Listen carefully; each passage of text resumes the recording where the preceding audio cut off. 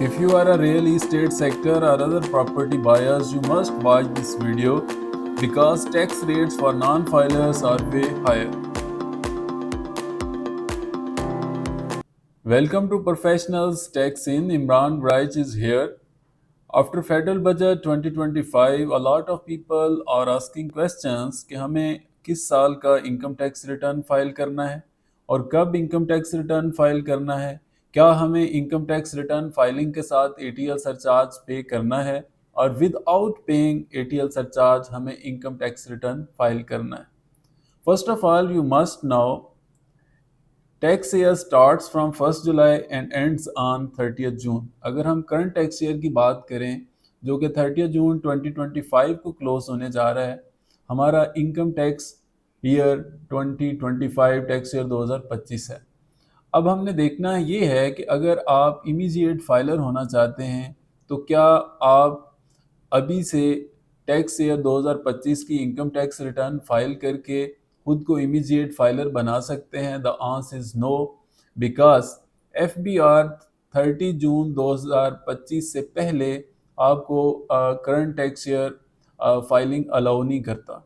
It means कि अगर आप अभी से फाइलर बनना चाहते हैं तो आपको टैक्स ईयर 2024 की इनकम टैक्स रिटर्न फाइल करना होगी और उसके साथ एटीएल सरचार्ज पे करना होगा.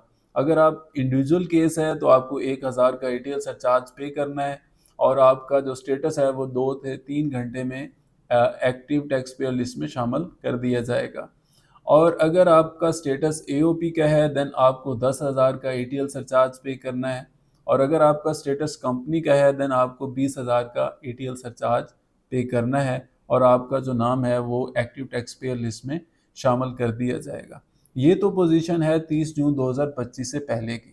अब हम देखते हैं कि क्या 30 जून 2025 के बाद हम टैक्स ईयर 2025 की इनकम टैक्स की रिटर्न फाइल करके खुद को इमीडिएट फाइलर बना सकते हैं.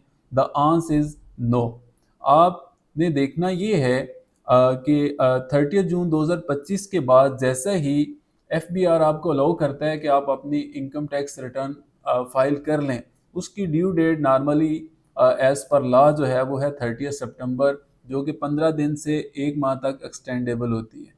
तो उसमें अगर आप टैक्स ईयर 2025 की इनकम टैक्स रिटर्न 30 जून के बाद बट 30 सितंबर से पहले वाला जो 3 माह का पीरियड है उसमें फाइल कर भी देते हैं तो आपका स्टेटस जो है वो नॉन फाइलर ही रहेगा, चाहे आप उसके साथ एटीएल सरचार्ज भी पे कर दें.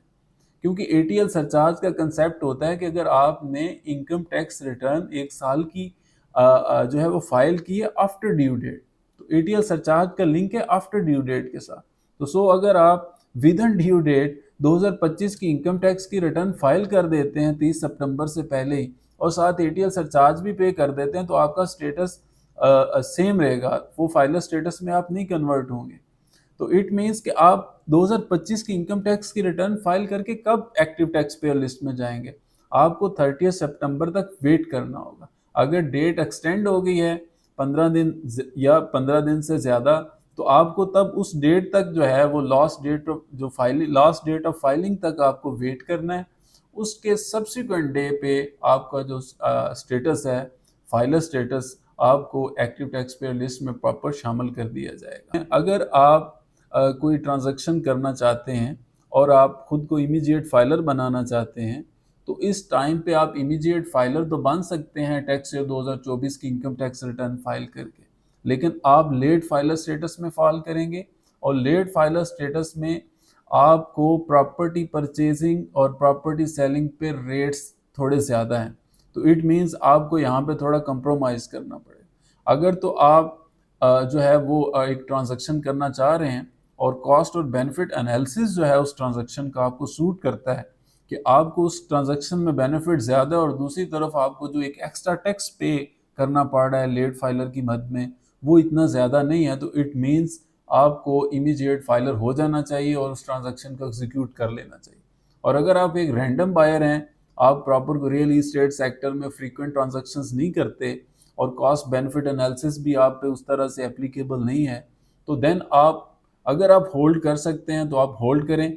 आप लेट फाइलर इमीडिएट फाइलर जो है वो एटीएल सरचार्ज के साथ ना हो, बल्कि आप 30 जून के बाद टैक्स ईयर 2025 की इनकम टैक्स की रिटर्न फाइल करें और लास्ट डेट ऑफ फाइलिंग तक इंतज़ार करें। जैसे ही लास्ट डेट फाइलिंग पास हो, सब्सिक्वेंट डे पे आपको एक्टिव टैक्स पेयर लिस्ट में शामिल कर दिया जाएगा। If you have any question about this topic, please drop a comment. We are here to help you. Stay tuned for updates and don't forget to subscribe. Thank you.